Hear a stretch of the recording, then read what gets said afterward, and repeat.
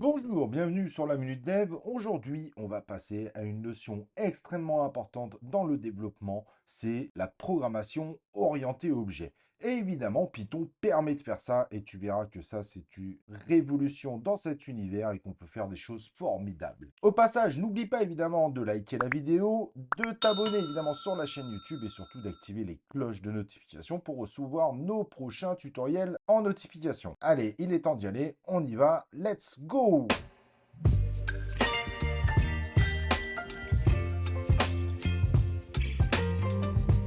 Donc, comme je disais, aujourd'hui, on va commencer à regarder les notions de classe et objet. Alors, tout simplement, pour t'expliquer, tu te rappelles, on avait fait un dictionnaire avec notre banane. Et bien, finalement, banane, on pourrait faire plein de choses avec. Et banane fait partie d'un ensemble. Et bien, cet ensemble, c'est un fruit. Et ça pourrait être intéressant, du coup, de se dire, eh ben, on va avoir un concept de fruit, mais finalement, que tu sois une banane, une framboise, etc., tu restes un fruit, mais avec des spécifications différentes.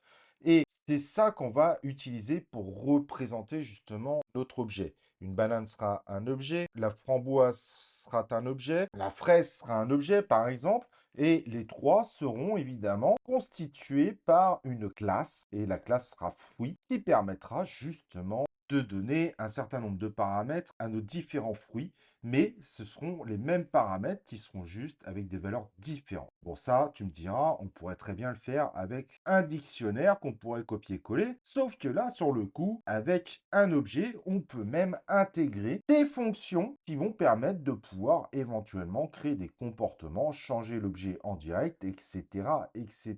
Donc, rappelle-toi bien, tu as chaque fruit, donc banane, fraises, framboises qui sont des objets et qui sont constitués à partir d'une classe qui serait fruit avec différentes propriétés qui permettraient justement d'identifier des fruits différents. Ok, jusque-là, on est bon. Maintenant, on va essayer évidemment de représenter ça dans notre Python. Donc, on va écrire une classe, donc une classe fruit. Donc, la syntaxe est relativement simple. Classe fruit, deux points, fruit c'est le nom de ma classe, ça pourrait être n'importe quoi, ça pourrait être voiture, etc. Ensuite, mais normalement votre IDE le fait automatiquement, tout ce qui est dans la classe a une indentation supplémentaire. Et à ce moment-là, on peut mettre des paramètres à notre classe, justement par exemple comme le nom du fruit, son poids, en y mettant des valeurs par défaut. Et n'oublions pas que nos variables sont localisées à la classe, vu qu'elle est à l'intérieur de la classe. Mais tu verras qu'il y aura possibilité de l'appeler de l'extérieur. Mais allons-y doucement. Donc maintenant, nous allons créer une fonction à l'intérieur qui est ce qu'on appelle une fonction magique, qui s'appelle donc underscore, underscore, init, underscore, underscore. On passe obligatoirement en premier paramètre self, et ensuite on peut passer les paramètres qu'on désire.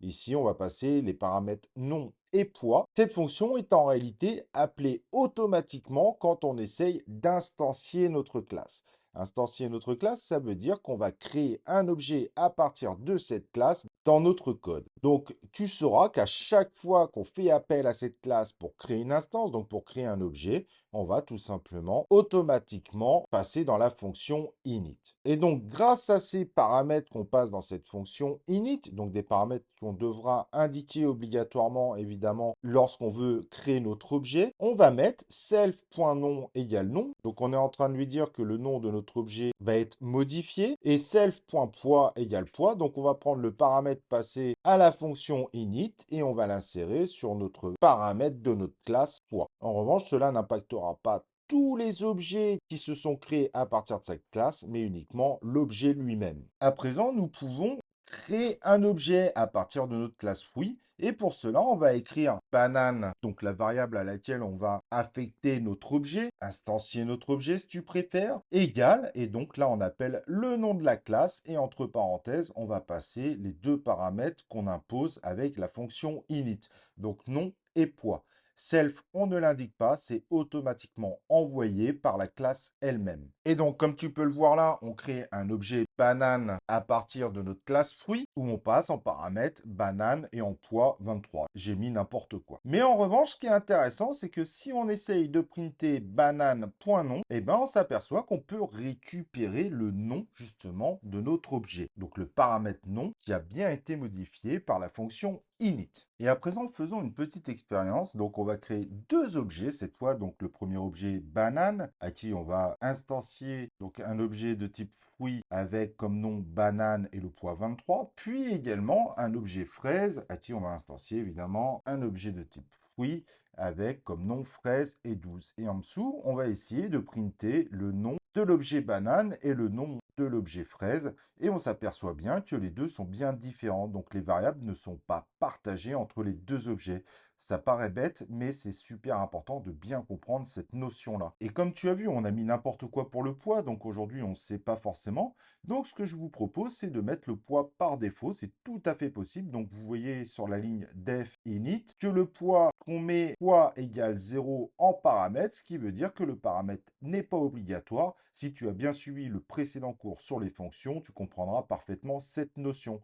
Et qui fait que si jamais on n'envoie pas de poids, par défaut, il mettra 0 à self.poids. Et donc, quand on crée notre objet banane et quand on crée notre objet fraise, il n'y a plus besoin d'indiquer le poids. On pourrait très bien le faire. Et si, par exemple, on mettait banane, 23, bah, poids, du coup, ne prendrait pas la valeur par défaut 0, mais prendrait 23. Mais si on n'indique rien, par défaut, il aurait comme poids 0. Donc maintenant, on va passer à quelque chose de plus intéressant. On ne sait pas forcément pour le poids actuellement. Donc ce qu'on se dit, c'est que sur la fonction init, on va tout simplement supprimer ce paramètre poids. Donc évidemment, on ne va plus l'utiliser non plus pour changer le paramètre de notre classe. Et on va créer une nouvelle fonction. Cette fois, ce n'est pas une fonction magique, c'est une fonction que je définis. Donc tu connais a priori normalement la syntaxe. La seule particularité, c'est que le premier paramètre, c'est self. Et ensuite, on met tous les paramètres qu'on aurait potentiellement besoin de passer.